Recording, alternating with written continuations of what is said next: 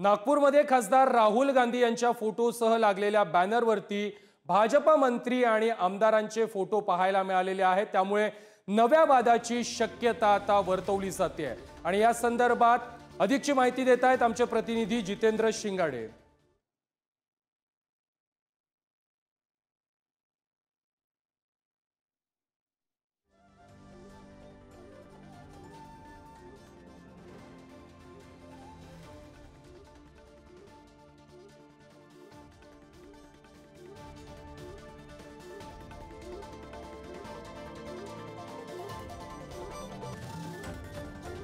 नागपुरात खासदार राहुल गांधी यांच्या फोटोसह लागलेल्या बॅनरवरती भाजपा मंत्री आणि आमदारांचे फोटो आहेत।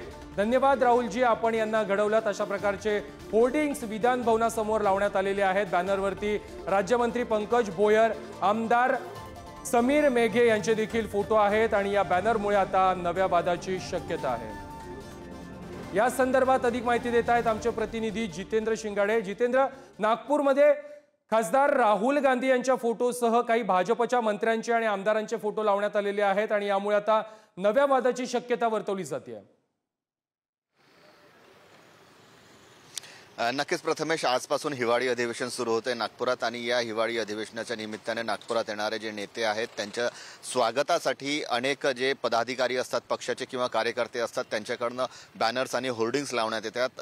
अशाच प्रकारचं एक होर्डिंग जे आहे ते विधान भवनाच्या मुख्य प्रवेशद्वाराच्या समोर लावण्यात आलेलं आहे आणि ते सर्वांचं लक्ष वेधून घेत आहे। कारण त्या बॅनरवर जे आहे ते काँग्रेस आमदारांसह, काँग्रेस नेत्यांसह भाजपचे आणि राष्ट्रवादी म्हणजे अजित पवारांच्या राष्ट्रवादींच्या नेत्यांचीही फोटो लावण्यात आले आहेत। मूळ आपण गेल्या काही वर्षात पाहिलेला आहे की पक्षांतर मोठ्या प्रमाणात झालेला आहे आणि या पक्षांतराचाच हा जो आहे तो आपल्याला इथे चित्र दिसून येत आहे। कारण धन्यवाद राहुलजी, आपण नेतृत्व घडवले असं हे भारतीय युवक काँग्रेसच्या सर्व माजी सहकाऱ्यांचे व मान्यवर आमदारांचे हिवाळी अधिवेशनानिमित्त संत्रा नगरीत हार्दिक स्वागत असं या बॅनरवर लिहिले आहे, ज्यामध्ये विश्वजित कदम हे काँग्रेसमध्ये आहेत, सत्यजित तांबे असतील, अमित झनक असतील, हे देखील काँग्रेसमध्ये आहेत। मात्र जे लक्ष वेधून घेत आहे ते आमदार समीर मेघे, हे नागपूर शहरचे माजी शहर अध्यक्ष होते। 2014 मध्ये ते पर्यंत ते काँग्रेसमध्ये होते, त्यानंतर ते भाजपमध्ये गेले आणि आमदार झाले। त्यानंतर पंकज भोयर आहेत, हे कालच मंत्रिपदाची शपथ घेतलेली आहे, वर्धेचे आहेत, ते माजी अध्यक्ष आहेत वर्धा लोकसभा युवक काँग्रेसचे। जितेश अंतापूरकर असतील,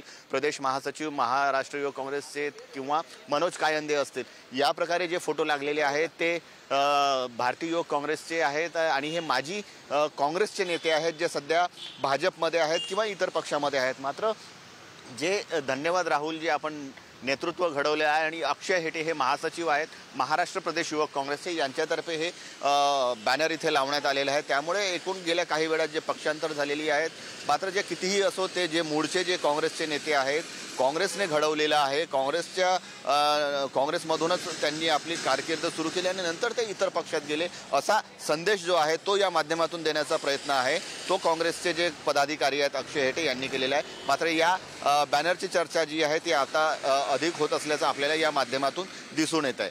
प्रथमेश, नक्की जितेंद्र, धन्यवाद तुम्ही दिलेल्या माहिती संदर्भात।